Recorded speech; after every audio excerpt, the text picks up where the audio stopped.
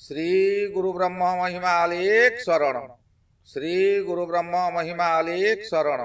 श्री गुरु ब्रह्म महिमा अलेख शरण। इंग्राजी 2026 नूतन वर्ष रे अगणित दर्शक मान को हार्दिक अभिनंदन। आपण मानकु परम ब्रह्म परमेश्वर नूतन वर्षटी भलरे रखंतु, यह ही परम ब्रह्म निकट रे मोर प्रार्थना। 2026 मसीहा जानुआरी मासरे 12 गोटी राशि राशिफल विषय आलोचना करिबा। एही राशिफल आलोचना करिबा पूर्वरु आपण मानको मोर विशेष अनुरोध, जेउ माने चाकरी करिबा सकाशे बारंबार परीक्षा देई फेल मारुछंती किंबा कौनसी पिलांकर बयस होई जिबा परे मध्य विवाह होई पारु नाही, सेमानंक सकाशे आपणकर जन्म कोष्ठी ज्योतिषंकु देखाई ताहार प्रतिकार करंतु।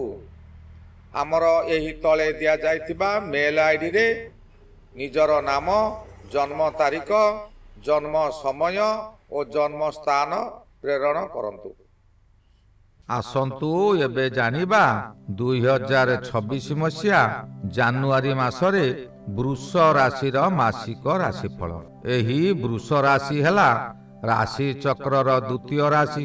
एही राशिर अधिपति शुक्र महाग्रह और चंद्र महाग्रह एही वृष राशि रे सिंहासन प्राप्ति। चंद्र महाग्रह सिंहासन प्राप्ति होइतिबारु वृष राशि सर्वदा चलचंचल और खुशी मिजासर लोक होइतांती, कारण चंद्र काहारी को भय करे नाही। प्रत्येक स्थान रे शत्रु को प्रत्येक व्यक्ति भय करुथिबा समय रे चंद्र मृत्यु को भय न करी मृत्यु को मध्य मारी देई पारे। एणु अधिक बलशाली हेउची चंद्र। चंद्र यही राशिर सिंहासन प्राप्ति। वृष राशि सकाशे एक राजयोग सृष्टि हेउची। जानुआरी मासटी रे एक राजयोग सृष्टि हेउची। मास आरंभरू एही शुभ फल मिलिबारे किछि बाधा सृष्टि हेले सुद्धा 12 तारिख ठारू धीरे धीरे परिवर्तन हेबो। शुक्र ग्रह अष्टम रे भ्रमण करिबा समय रे व्यक्ति को सुस्थ सबल रखिଥାଏ। राशिर अधिपति शुक्र से अष्टम रे भ्रमण करुछंती शुभ स्थान रे। एही समय रे प्रत्येक दिगरु सुख स्वाच्छंद्य मिलिबो। स्वास्थ्य रे उन्नति घटिबो। आपणकर शरीर मध्य निरोग रहिबो, मन प्रफुल्ल रहिबो। एही समय रे परिवार मध्य रे प्रायतः समस्ते खुशी रे रहिबे। पिला माने तांकर स्वास्थ्य प्रति जत्नवान हेबे। खूब सुंदर सुंदर खाद्य प्रस्तुत करी गृह रे खाइबे। रात्रि रे भल निद्रा हेबो। मन देई विद्या अर्जन करिवे। परीक्षा रे भल मार्क रखी उच्च रे उत्तीर्ण हेबे। व्यवसाय करुथिबा व्यक्ति माने नूतन वर्षर आरंभरू नूतन नूतन व्यवसाय रे मन बळाइबे। विभिन्न व्यवसाय करी लाभवान हेबे। पुराना व्यवसाय प्रतिष्ठान रे कर्मचारी माने आपणकर शत्रुता आचरण करुथिले बा पूर्वरु कर्मचारी माने आपणकर शत्रुता आचरण करुथिले, असहयोग करुथिले। सेमाने पुनराय आपणक सहित मिलिमिशि रहिबे। आपणकर आज्ञा को अनाई बसिथिबे। आपण पूर्वरु काहारकु धार देइथिले किंबा व्यवसाय रे सेमाने किछि बाकी नैथिले, से ताहा देबो नाही कही कली करुथिले। एबे किंतु से आपणकु आपणकर अर्थ फेरस्त करिदेबे। आपण खुशी होई तांकु निजर बंधु बोली स्वागत करिवे। एही समय रे आपणकर व्यवसाय रे कौनसी नारी माध्यम रे अर्थात तांक प्ररोचना रे अधिकरु अधिक लाभवान हेबे। जेउ माने मनोहरी सामग्री व्यवसाय करुछंती किंबा वस्त्र व्यवसाय करुछंती, सेमानकर दिन को दिन आगो को मारी चलिए। आपणक निकटरे प्रचुर बैंक बालांस वृद्धि हेब। କିନ୍ତୁ ସତର୍କ ନ ରହିଲେ ଯେଉଁ ନାରୀ ଆପଣଙ୍କୁ ସାହାଯ୍ୟ କରିଛନ୍ତି ସେହି ନାରୀମାନେ ଆପଣଙ୍କୁ ବନ୍ଧୁତା ଆଳରେ ଫସାଇ ଦେଇ କୋର୍ଟ କଚେରୀରେ ପୁରାଇ ଦେଇ ପାରନ୍ତି। ସେଥିପ୍ରତି ସତର୍କ ରହିବା ଜରୁରୀ। ନାରୀ ନୁହେଁ ନାଗୁଣୀ ବୋଲି ସର୍ବଦା ଭାବିବା ଦରକାର। ଯେଉଁମାନେ ଚାକିରି କରିଛନ୍ତି, ଯେତେ ଛୋଟ ଚାକିରି ହେଉ ଆପଣ କିନ୍ତୁ ସମ୍ମାନ ପାଇବେ। ଆଗ ଡାକରା ସବୁବେଳେ ହେଉଥିବେ। ଉପର ଅଫିସର ମାନେ ଆପଣଙ୍କୁ ପ୍ରଥମେ ଖୋଜିବେ। ଏପରିକି ପରିସ୍ଥିତି ଆସିବ ଯେ ଆପଣଙ୍କର ଦରମା ବହୁ ଦିନରୁ କୌଣସି କାରଣରୁ ବନ୍ଦ ହୋଇ ଯାଇଥିଲା, ତାହା ଏହି ସମୟରେ ଉଚ୍ଚ ଅଫିସର ଆପଣଙ୍କୁ ଦିଆ କରାଇବେ। କିନ୍ତୁ ସାବଧାନ, ଅନ୍ୟମାନଙ୍କ ସହିତ ଅସମ୍ମାନ କରନ୍ତୁ ନାହିଁ। ଆପଣଙ୍କ ପରି ଅନ୍ୟମାନେ ମଧ୍ୟ କର୍ମଚାରୀ। ସେମାନେ ଆପଣଙ୍କର ସହୋଦର ଓ ଭାଇ ଭଉଣୀ ପରି। ସେମାନେ କିପରି ଭଲରେ ରହିବେ ସେ ବିଷୟରେ ସେମାନଙ୍କୁ ବୁଝାଇ ଦିଅନ୍ତୁ। ସାବଧାନ ହୋଇଥିବେ। ଆପଣ ଅଫିସରଙ୍କର ନିକଟବର୍ତ୍ତୀ ହୋଇଛନ୍ତି ବୋଲି ସେମାନଙ୍କ ସକାଶେ ଅଫିସର ନିକଟରେ ଆପଣ ଫେରାଦ ହୁଅନ୍ତୁ ନାହିଁ।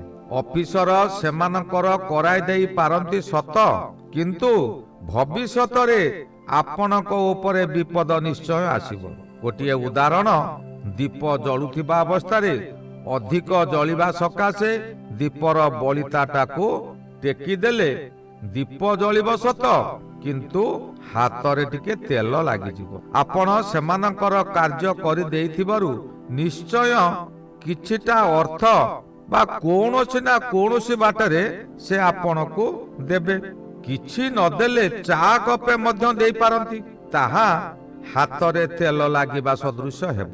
ଏଣୁ ମୁନି ଋଷିମାନେ କହି ଆସିଛନ୍ତି, ମାନି ଯାମିନୀ ମଧ୍ୟସ୍ଥି, ମନା କରିଛନ୍ତି ଅଗସ୍ତି। ବୃଷ ରାଶିର ବାଧକ ଗ୍ରହ ହେଲା ଶନି ଗ୍ରହ। ଆୟ ଗୃହରେ ଗୋଚର କରୁଛନ୍ତି।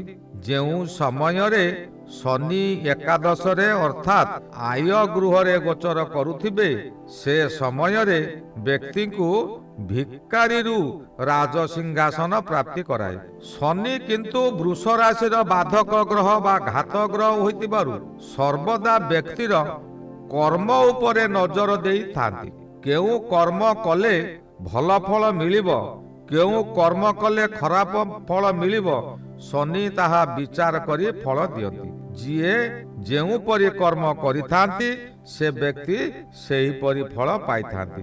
ଏଣୁ ଏହି ସମୟରେ ସର୍ବଦା ସତ୍ କାର୍ଯ୍ୟ ଓ ଦୁଃଖୀ ଦରିଦ୍ରଙ୍କୁ ସାହାଯ୍ୟ, ଛୋଟ ଛୋଟ କନ୍ୟାମାନଙ୍କୁ ବସ୍ତ୍ର ଓ ମିଷ୍ଟାନ୍ନ ଭୋଜନ ଦିଅନ୍ତୁ। ଶନି ଶାନ୍ତି ହେବେ। ଏହିଠାରେ କହି ରଖୁଛି, ରାହୁ ମଧ୍ୟ ଶନିଙ୍କର ମିତ୍ର ଗ୍ରହ। ରାହୁ ହେଲେ ଅସୁର ପ୍ରକୃତି, ମଦ୍ୟପ ଗ୍ରହ। ମଦ୍ୟପ ବ୍ୟକ୍ତି ଯେପରି କାହାରିକୁ ଖାତିରି କରନ୍ତି ନାହିଁ, ରାହୁ ସେହିପରି କାହାରିକୁ ଖାତିରି କରେ ନାହିଁ। ରାହୁ କର୍ମ ଗୃହରେ ଅଛନ୍ତି। ଏଣୁ କର୍ମରେ ରାହୁ ଆଗକୁ ଆଗକୁ ନେଇଯିବ। ଜଣେ ମଦ୍ୟପ ମଦ୍ୟପାନ କରିବା ପରେ ସେ ଯେପରି ଯାହାକୁ ଭଲ ପାଏ ତାହାକୁ ହିଁ ଜୀବନ ଦେଇ ଭଲ ପାଇବ। କାହାକୁ ମୋ ବାପା, ମୋ ଭାଇ କହି କୁଣ୍ଢାଇ ଧରେ, ସେହିପରି ଦଶମ ରାହୁ ବ୍ୟକ୍ତି ନିଜର କରି ନିଏ। ତାର ସମସ୍ତ ସୁଖ ସୁବିଧା ରାହୁ ନିଜ ମୁଣ୍ଡକୁ ନେଇ ବ୍ୟକ୍ତି କିପରି ନିଜ ଆଡ଼କୁ ଆକର୍ଷିତ କରିବ ତାହା ସେ ଚେଷ୍ଟା କରେ। ଏବେ ଜଣେ ମଦୁଆକୁ ପଚାରିବ, ତମେ ଏ ମଦ କାହିଁକି ପିଉଛ? ସେ କହିବ ଟିକେ ଖୁସିରେ। ପରଦିନ ପଚାରିବ, ସେ କହିବ ମୁଁ କଣ ସବୁଦିନେ ପିଉଛି କି? ଆଜି ଟିକେ ଦୁଃଖ ଥିଲା ବହୁତ, ସେଥିପାଇଁ ପିଇଦେଲି। ରାହୁ ମନୁଷ୍ୟକୁ ମଦ ପିଇବାକୁ ବାଧ୍ୟ କରେ। ଥରେ ଯଦି ବ୍ୟକ୍ତି ମଦୁଆ ହୋଇଗଲା ବା ମଦୁଆରେ ପରିଣତ ହୋଇଗଲା, ତାହାକୁ ଧର୍ମ ଦେବତା ଛାଡ଼ିଯାଆନ୍ତି। ସେହିପରି ଆପଣ ଯଦି ଅସତ କର୍ମ ଥରେ କଲେ କିମ୍ବା କୌଣସି ସ୍ଥାନରେ ଗୋଟିଏ ମିଥ୍ୟା କଥା କହିଲେ, ତେବେ ସେହି ମିଥ୍ୟା କଥାଟିକୁ ଆପଣ ସତ୍ୟରେ ପରିଣତ କରିବା ପାଇଁ ବାରମ୍ବାର ଆପଣ ଅଧିକରୁ ଅଧିକ ମିଛ କଥା କହିବେ। କିପରି ଆପଣ କହିଥିବା କଥାଟି ସତ ହେବ, ଏହା ଦ୍ୱାରା ଆପଣ ବର୍ବାଦ ହେବେ। ସର୍ବଦା ଚେଷ୍ଟା କରନ୍ତୁ ମିଛ କହିବେ ନାହିଁ। ମିଛ କହିଲେ ହିଁ ଆପଣ ବର୍ବାଦ ହେବେ।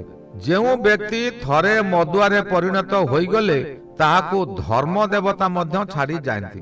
ଲକ୍ଷ୍ମୀ ଛାଡ଼ିଯାଏ। ଧର୍ମ ଦେବତା ଅର୍ଥାତ୍ ଶନିଦେବ। ଶନି ଥରେ ଯଦି କୋପିତ ହେବେ, ଏହି କୋପ ଫଳ ସ୍ୱରୂପ ତାଙ୍କ ପିତା ରବିଙ୍କ ମାଧ୍ୟମରେ ଦିଆ କରାଇବେ। ଶନି ଯେଉଁ ସମୟରେ କୋପିତ ହୁଅନ୍ତି, ରାଜ ସିଂହାସନରୁ ଓହ୍ଲାଇ ପରିବାରକୁ ତ୍ୟାଗ କରି, ସମସ୍ତ ଧନ ସମ୍ପତ୍ତିକୁ ତ୍ୟାଗ କରି ବନସ୍ତରେ ବୁଲନ୍ତି। ପେଟକୁ ଦାନା ଗଣ୍ଡେ ବି ମିଳେ ନାହିଁ। ଏଣୁ ସର୍ବଦା ସତ୍ ପଥରେ ଯିବାକୁ ଚେଷ୍ଟା କରନ୍ତୁ। ଏହି ଅଶୁଭ ଫଳକୁ ଶନି ତାଙ୍କ ପିତାଙ୍କ ମାଧ୍ୟମରେ ଦିଆ କରାଇବେ। ରବି ମାସ ଆରମ୍ଭରୁ ଅଷ୍ଟମରେ, ଅଷ୍ଟମ ବା ରବି ମଥା ବିଚଳିତ କରାଇବ। ଆପଣଙ୍କର ମଥା ବିଚଳିତ ହୋଇଯିବ। ଆପଣ କଣ କରିବେ ସ୍ଥିର କରିପାରିବେ ନାହିଁ। କାହିଁକିନା ନିଶାଖୋର ବ୍ୟକ୍ତିମାନେ ତାଙ୍କର ମସ୍ତିଷ୍କକୁ ସ୍ଥିର କରିପାରନ୍ତି ନାହିଁ।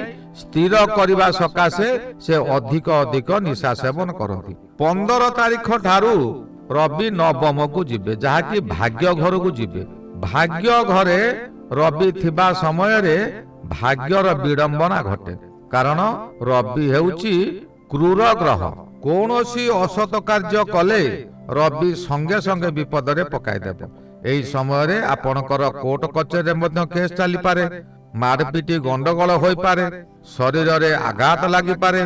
ଆପଣ ଯେତେ ଧର୍ମ କାର୍ଯ୍ୟ କରିବାକୁ ଚାହିଁବେ, ସେ କାର୍ଯ୍ୟରେ ଆପଣଙ୍କୁ ବାଧା ଆସିବ। ଯଦି ଆପଣ ସତରେ ଥିବେ, ତେବେ ଧର୍ମରାଜ ଶନି ଆପଣଙ୍କର ପାଖେ ପାଖେ ଛାଇ ପରି ହୋଇ ରହିବେ। ଆଶାବାଦୀ ଗ୍ରହ କେତୁ ଚତୁର୍ଥରେ ଅଛନ୍ତି। ଚତୁର୍ଥ ଗୃହ ହେଲା ମାତା ଗୃହ। ଏଣୁ ମାତାଙ୍କର ଶରୀର ଅସୁସ୍ଥ ରହିବ। ଆପଣ ଏହି ସମୟରେ ମାତାଙ୍କର ସେବା ଶୁଶ୍ରୂଷା କରନ୍ତୁ। ଆପଣଙ୍କର ପ୍ରତ୍ୟେକ ଗ୍ରହ ଆପଣଙ୍କୁ ସାହାଯ୍ୟ କରିବେ ବା ଶୁଭ ଫଳ ଦେବେ। ଯେତେ ଅଶୁଭ ଗ୍ରହ ଥିଲେ ମଧ୍ୟ ମାଙ୍କର ଆଶୀର୍ବାଦରେ ସବୁ ଗ୍ରହଙ୍କର ଅଶୁଭ ଫଳ ଖଣ୍ଡନ ହୋଇଯିବ। ଏହି ଗଲା 2026 ମସିହା ଜାନୁଆରୀ ମାସରେ ବୃଷ ରାଶିର ମାସିକ ରାଶିଫଳ। ଶ୍ରୀ ଗୁରୁ ବ୍ରହ୍ମ ମହିମା ଲେଖ ଶରଣ।